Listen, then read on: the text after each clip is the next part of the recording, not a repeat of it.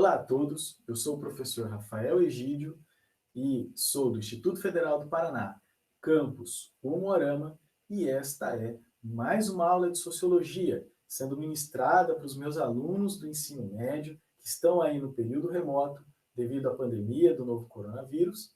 E essa aula ela é gravada no sistema Meet e ela é disponibilizada de forma pública, tanto para facilitar o acesso dos nossos estudantes, quanto também de pessoas que estejam interessadas no conteúdo de sociologia, nas nossas discussões, nos principais autores e principais conceitos. E hoje o nosso tema é a respeito de Auguste Comte e o positivismo, né? Auguste ou Auguste, né, como seria falado em francês, nós estamos falando aí de um autor francês. E como a gente pode ver, o nome dele completo é um pouco mais complicado, né? Que é Isidore Auguste Marie François Xavier Comte, tá? Ou Augusto Comte também, devido à popularização que tem das obras dele no Brasil, tá, gente? O positivismo ele é fundamental, inclusive, para a gente entender a constituição da nossa sociedade brasileira, tá? Também a gente pode falar Augusto Comte sem problema nenhum e provavelmente vai ser assim que eu vou me referir na maior parte do tempo, né? Então nós vamos falar sobre Augusto Comte e o positivismo. Gente, positivismo que é uma parte essencial da nossa disciplina, não é? O Augusto Comte foi, inclusive, o cara que criou o termo, ele cunhou o termo sociologia. A sociologia não existia antes desse sujeito. E, se a gente for pensar, se torna um tema fundamental nos nossos dias, justamente por conta desse tal negacionismo que vocês devem tanto ouvir falar todos os dias. O tal do negacionismo da ciência. Pois a ideia aqui do positivismo, gente, ele é positivo justamente porque ele é científico.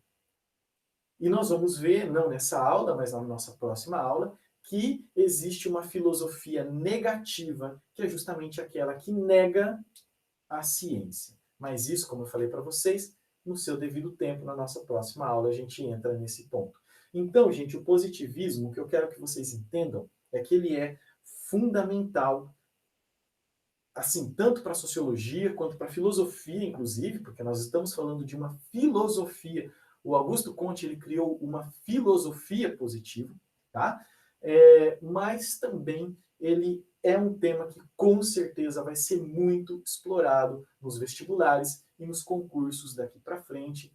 Pós-pandemia, todo mundo vacinado, né? Com certeza vai ser muito explorado, cara, porque é um tema que realmente tem muito a ver com o que a gente passa hoje em dia. Bom, o que eu tenho hoje para vocês é falar um pouquinho aí justamente da vida e obra do Augusto Comte. Não é? Ele nasceu, gente, em 19 de janeiro de 1798, então vejam, ele nasceu dentro do contexto da Revolução Francesa. Não é? A Revolução Francesa, aí que aconteceu de 1789 e terminou em 1799, não é? Então ele nasceu ali no encerramento da Revolução Francesa. Então já entendam ali aquele contexto que eu expus para vocês nas nossas aulas passadas a respeito dos processos revolucionários que geraram a sociologia. E ele foi falecer em setembro de 1857 em Paris. Então, teve a sua vida aí na França.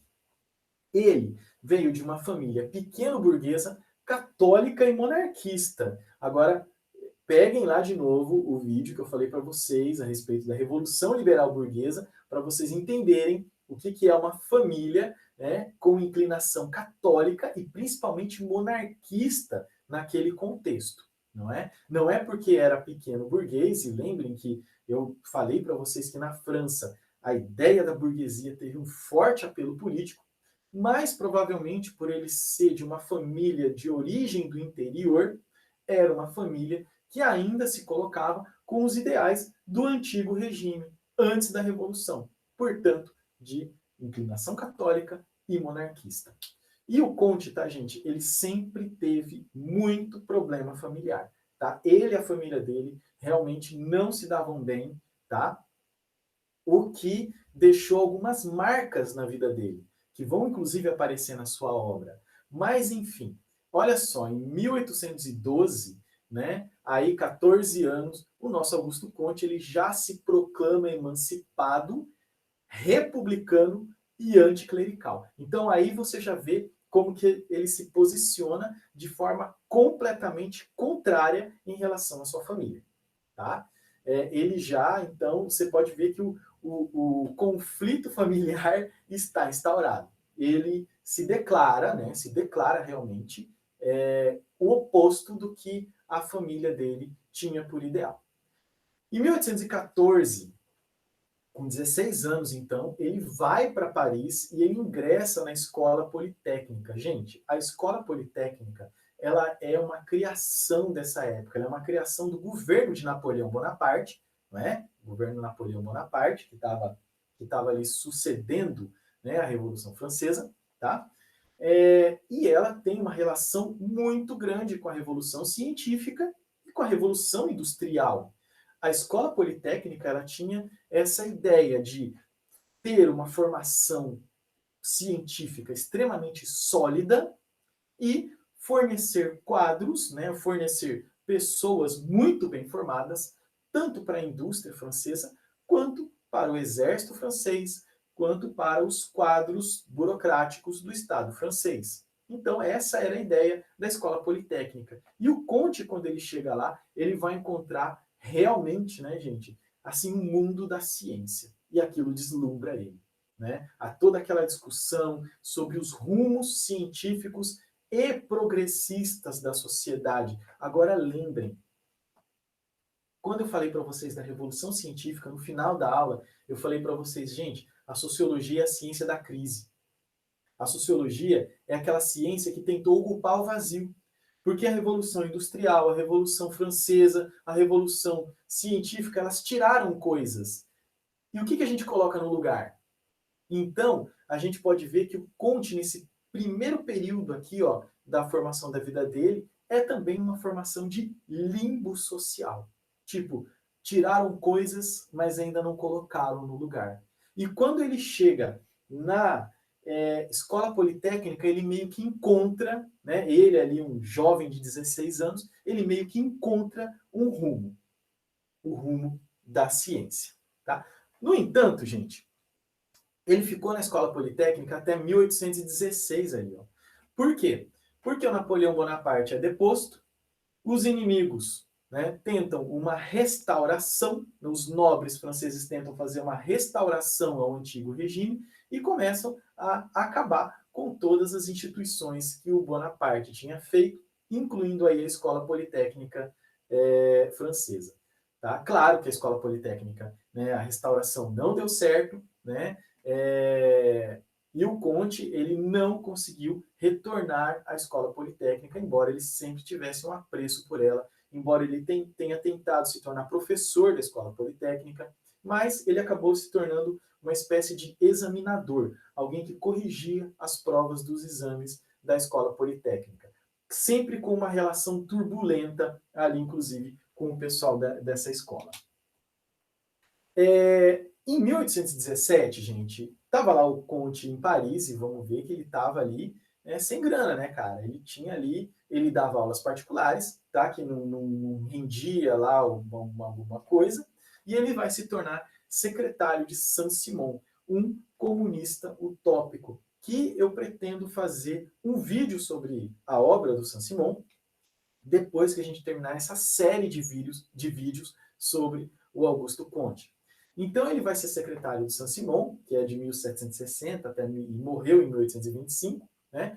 Onde aqui o Augusto Conte ele vai tomar uma posição de relativismo, né? Relativismo em relação às coisas, tudo é relativo, tá? E o agnosticismo, ou seja, ele não acredita, ele não sabe da existência de Deus. Não é que ele é um ateu, mas é que ele não sabe, ele tem dúvidas e ele não pretende se aprofundar naquilo. Então ele se torna um agnóstico. Em 1824, gente, o Conte ele é dispensado pelo Saint-Simon, o que vai ter um efeito econômico muito grave para o Augusto Conte.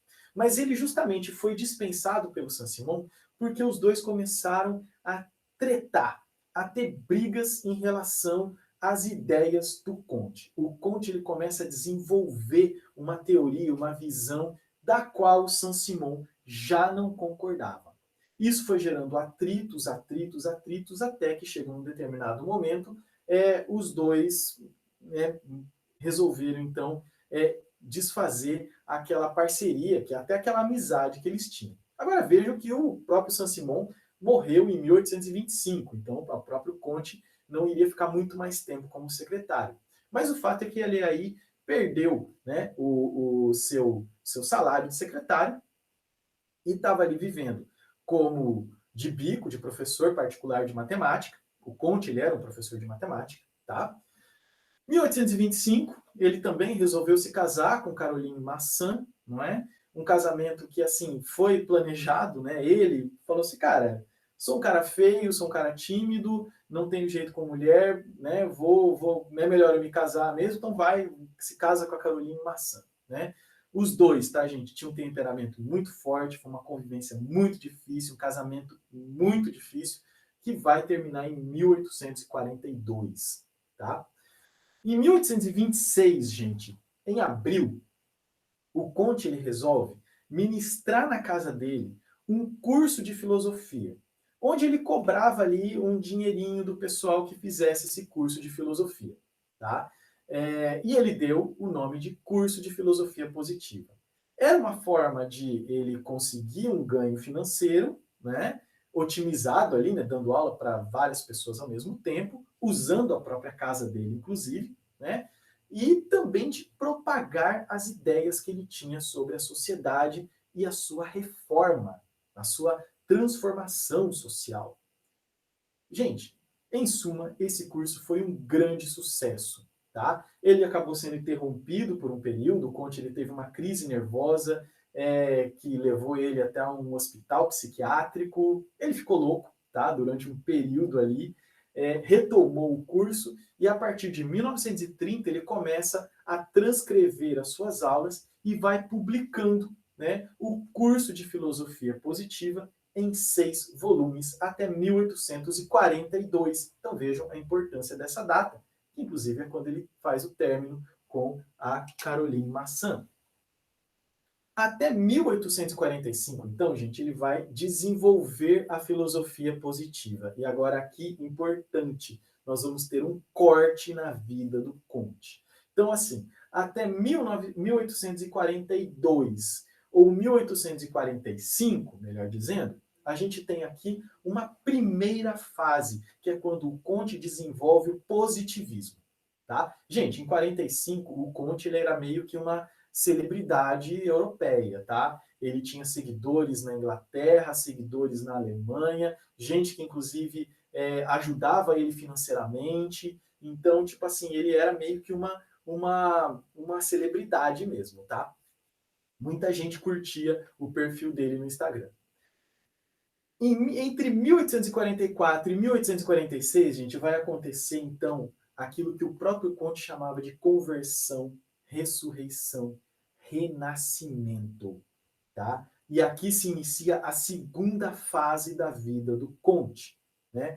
Que é também chamado de contismo, né? Então, até 45, positivismo, de 46 em diante, o contismo, a segunda fase da vida do Conte, que se inicia quando ele conhece Clotilde de Vaux, uma bela senhora francesa, aí mais ou menos nos seus 30 anos, e ele vai ter, os dois vão ter, tá, gente? Uma paixão incrível, uma paixão absoluta, que eu sinceramente não sei como não tem nenhum filme que explora a história desses dois, tá? Os dois vão ter uma paixão enorme, avassaladora. Porém, os dois não terão nenhum tipo de relações físicas. É isso mesmo. E isso por quê? Porque a Clotilde de Vaux era casada, ela não sabia o paradeiro do marido dela, E ela não queria começar nada com o Conte antes de resolver o problema com o seu marido, ou no caso, o que seria o seu ex-marido.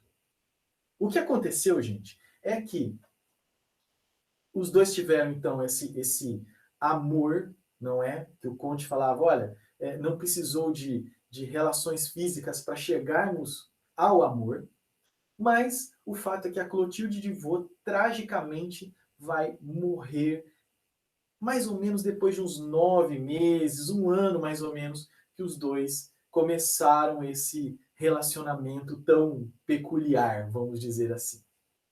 Gente, isso vai ter a conversão do Conte, a ressurreição. Porque daí ele vai perceber que um monte de ideias que ele tinha sobre mulher, sobre família, estava tudo equivocado, estava tudo errado. E aí ele vai refazer a sua teoria agora, criando uma religião da humanidade. Exatamente. Uma religião positivista, tá? Que vai ter a sua formatação aí a partir de 1847, com vários escritos, tá, gente? 1852 ele vai publicar o Catecismo Positivista. Sim, gente, é um catecismo, tá? Nós vamos ter aulas sobre a religião positivista, mas já adiantando, a religião positivista se parecia muito com a Igreja Católica, com o altar, santos, ministros religiosos parecidos com padres, mas tudo ao seu tempo a gente vai discutir sobre isso, tá? E em 1847, né, sendo aí esses últimos anos da vida dele dedicados a estabelecer essa religião, não é? Ele vai morrer em Paris. Gente, religião da humanidade, por quê? Porque é uma religião que não tem Deus, é uma religião, tá? Que tem uma deusa. Que deusa que é? A deusa humanidade. Que só por acaso, somente por acaso, tá, gente? Só por acaso. A personificação dessa deusa é justamente Clotilde de Vaux. É isso aí. Ele transformou a amada, a mulher amada dele, na personificação da divindade suprema da religião que ele criou. E, gente, adivinhe um dos países onde mais teve propagação da religião positivista? Isso mesmo, o Brasil.